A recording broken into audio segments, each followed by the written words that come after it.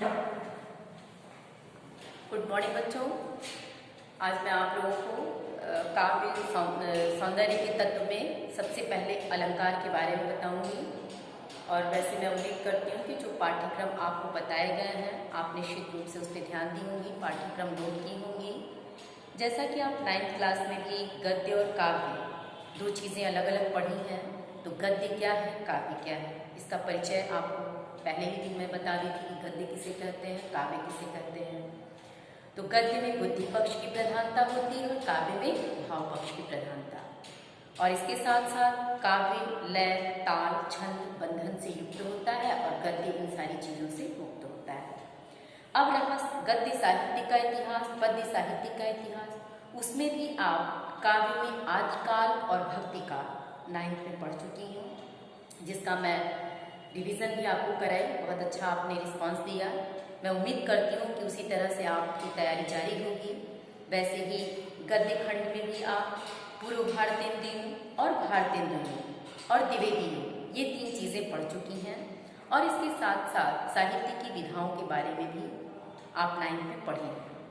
वही सारी चीज़ें जो गद्य की विधाएं आप 9th में पढ़ी, वही गद्य की विधाएं आपको 10th में भी पढ़नी है। सिर्फ अंतर इतना है कि साहित्य के इतिहास में काव्य के अंतर्गत आपको रीतिकाल और आधुनिक काल 2 चीज़ें पढ़नी हैं। काव्य के अंतर्गत काव्य साहित्य में कौन कौन सा काल पढ़ना है आपको? रीतिकाल और आधुनिक काल।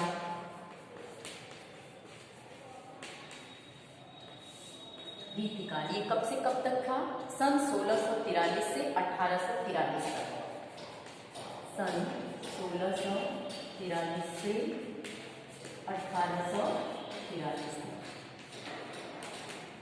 जैसे आप आदिकाल और भक्तिकाल की विशेषताएं, कवियों के नाम, उनकी रचनाएं पढ़ती थी, ठीक वही सारी चीजें आपको वैसे ही रीतिकाल में भी पढ़नी है। अब देखिए, पहले तो ये हम देख लें कि क्या क्या इसमें पढ़ना है।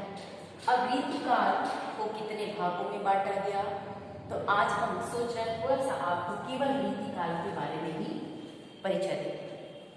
देखिए, रीतिकाल सन 1643 से 1843 ईस्वी तक माना जाता है। और इसके पहले कौन सा काल था? भक्तिकाल, जो आपका 1343 से 1643 तक था। और इसके पहला आदिकाल जो 743 से 1343 तक था। अब रीतिकाल को भी मुख्य रूप से तो 2 भागों में बांटा गया, रीतिबद्ध और रीतिसिद्ध। और सॉरी, रीतिमुक्त 3 भागों में, रीतिबद्ध, रीतिसिद्ध और रीतिमुक्त 3 भागों में बांटा गया। सामान्य रूप से ऐसे परिचय भी आपको दे रहे हैं। अब मुख्य चीजें ये आई कि रीतिकाल की क्या मुख्य विशेषताएं थी, कैसे ये भक्तिकाल से थोड़ा अलग हटके था।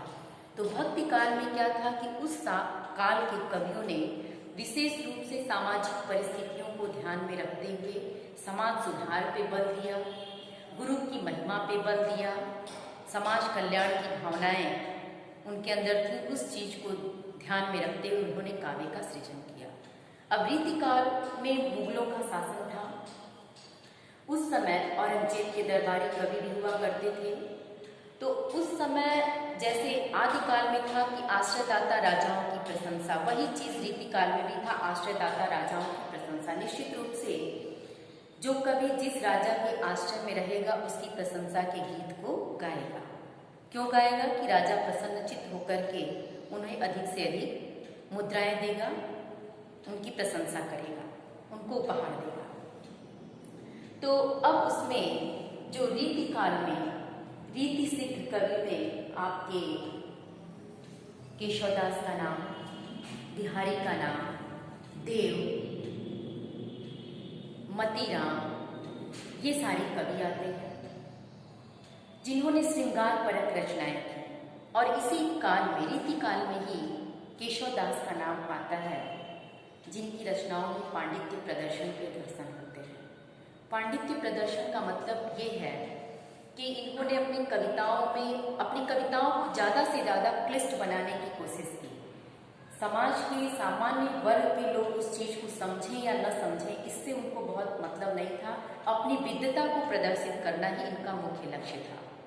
इसीलिए इनको कहा जाता है, इनके लिए प्रश्न भी आता है कि रीतिकाल में कठिन काव्य का प्रेत किसको कहते हैं। तो रीतिकाल में कठिन काव्य का प्रेत के नाम से केशवदास को जाना जाता है, जिनकी रचनाएं रामचंद्रिका, रसिकप्रिया, कविप्रिया आदि इनकी रचनाएं हैं, जो काफ़ी कठिन है, पांडित्यता के दर्शन होते हैं। है तो ब्रज भाषा लेकिन क्लिष्ट है। इसके साथ साथ आपने बिहारी का नाम सुना होगा, जो रीतिकाल के रीति सिद्ध कवियों में गिने जाते हैं। इन्होंने नीतिपरक और श्रृंगारपरक दोनों रचनाएं की। बिहारी की रचनाएं रीतिपरक और श्रृंगारपरक दोनों थीं। श्रृंगारपरक रचनाओं में आप अधिकतर नायक नायिका के संयोग और वियोग के चित्रण देखने को मिलते हैं, और कुछ नीतिपरक रचनाएं भी थी जो नीति के उद्देश्य से लिखे गए। इनकी एकमात्र रचना थी सतसई, जिसको हम बिहारी सतसई के नाम से जानते हैं, जिसमें 719 दोहों का संग्रह था। इनकी रचना को हम लोग किस नाम से जानते हैं? बिहारी सतसई, जिसमें 719 दोहों का संग्रह मिलता है। और इनकी रचनाओं में श्रृंगारिकता की प्रधानता थी, ब्रज भाषा का प्रयोग था। और इसी काल को जैसे मैंने कहा, रीतिबद्ध, रीति सिद्ध और रीति मुक्त। रीति मुक्त माने जो रीति परंपरा से हटकर काव्य रचना की। रीतिबद्ध जो रीति के बंधन में बंधकर काव्य का सृजन किए, वो रीतिबद्ध कवि कहलाए। और रीति के बंधनों से मुक्त होकर जिन्होंने काव्य सृजन किया, वो रीति मुक्त कवि कहलाए। उन रीति मुक्त कवियों में नाम आता है घनानंद, बे आलम, गोधा, ठाकुर और द्विजदेव।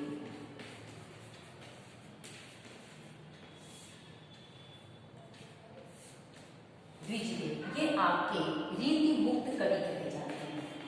ये आपके क्या है? रीति मुक्त कवि,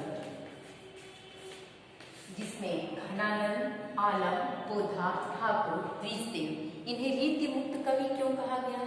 क्योंकि इन्होंने रीति परंपरा से हटकर स्वच्छंद रूप से अपने काव्य का सृजन किया, इसलिए ये रीति मुक्त कवि के नाम से जाना जाता है। रीतिकाल में ही एक कवि का नाम आप सुनी होंगी, जिनका नाम है भूषण।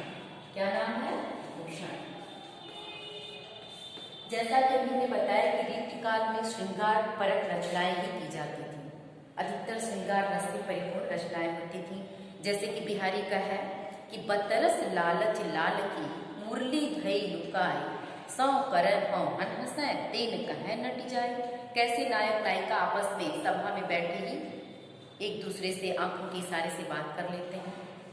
वैसे ही देखिए, एक उदाहरण श्रृंगार रस का ही है। कहत नटत रिझत खिझत, खिलत मिलत लजिया, भरे भवन में करत है नैनन ही संवाद।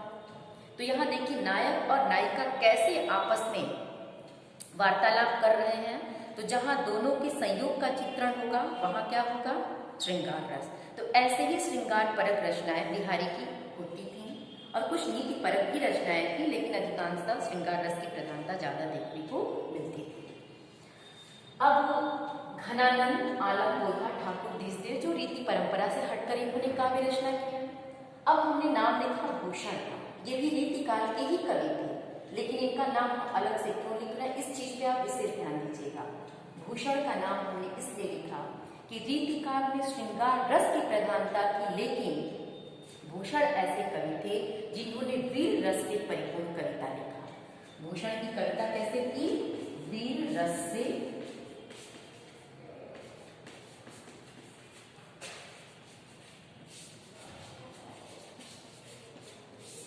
भूषण की कविता किस रस से युक्त थी? वीर रस से युक्त कविता थी। जैसे शिवराज भूषण, छत्रसाल प्रशस्ति, ये इनकी महत्वपूर्ण वीर रस से परिपूर्ण रचनाएं हैं, जो अब आप 11 में जाएंगे तो आपको पढ़ने को मिलेगा। तो वीर रस होने के साथ साथ इनकी कविताओं में कुछ किस गुण की प्रधानता थी? ओज गुण की प्रधानता थी। वीर रस होने के कारण ओज गुण की प्रधानता थी। तो बच्चों आज के लिए सिर्फ इतना ही। आपको मैं क्लास में पहले भी भक्तिकाल और आदिकाल का परिचय दे चुकी थी। आज मैं रीतिकाल का संक्षिप्त परिचय आपको दी हूँ। निश्चित रूप से आप इसको ध्यान से पढ़ेंगी। आपके पास किताब भी बता दी गई कौन सी चाहिए, उसके अनुसार आप तैयार करिएगा। Thank you.